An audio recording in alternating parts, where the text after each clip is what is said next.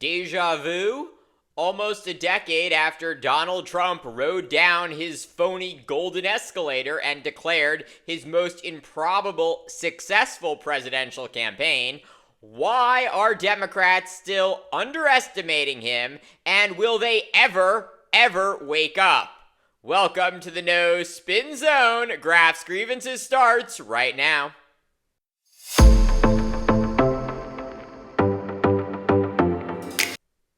As President-elect Donald Trump continues to announce who will join him in his new administration, including his new cabinet, Democrats seem to have been caught off guard by the categorically disqualifying nature of Trump's nominations. And while I can understand being personally disturbed by how many of Trump's picks represent a walking HR nightmare, to say nothing of a national security threat, what kind of people did you think Trump was going to elevate? Remember, Trump just made history as the first court-adjudicated sexual abuser to win the White House. And Trump became only the second person to lose the presidency and regain it 4 years later. This perhaps greatest political comeback coming as Trump repeatedly floats the idea of running for a third term. I don't know. Are we going to be considered three-term or two-term? You tell me. Ronnie, what do you think? We got it really rocking. We're looking good. We're looking good for another 4 years, and then we got to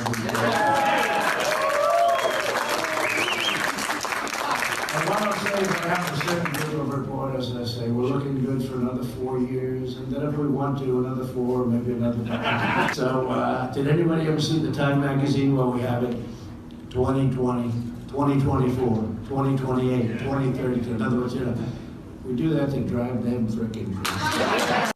Trump also telling a private meeting of House Republicans last week, quote, "I suspect I won't be running again unless, you say, he's so good we've got to figure something else out."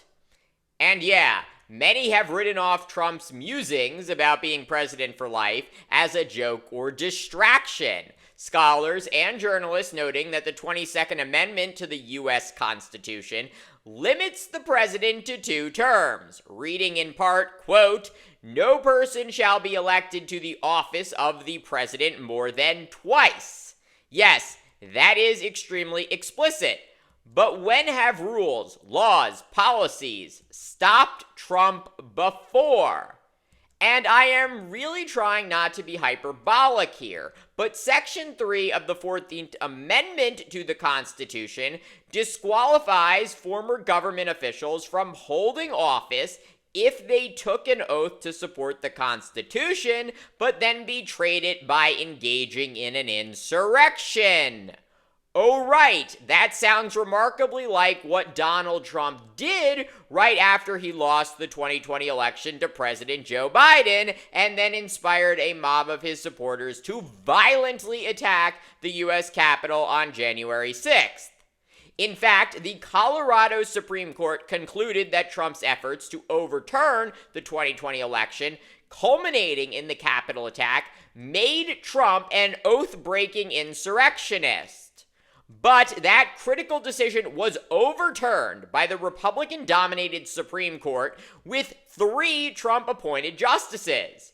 In an unsigned opinion in March, a majority of the justices held that only Congress and not the states can enforce Section 3 of the 14th Amendment. So apparently Congress is now in charge of determining the process by which the insurrection clause can be enforced on current and former officials. Sounds confusing. And with Congress controlled then and now by Trump's Republican Party, he just gets away with violating the most sacred document on which our country was built time and time again. As a layperson, it rather hopelessly seems as if our government is not equipped to deal with a man as radical and captivating as Trump. And while I do not know how to solve the existential threat he poses to our democracy, I believe the first step is to stop underestimating him. If Trump is still alive in 3 years, he will be focused on figuring out how to stay in office for life. He might already be. Democrats must do everything they can to confront that now. Singing Kumbaya and trying to negotiate with Trump is not going to protect this country and everything it is supposed to stand for.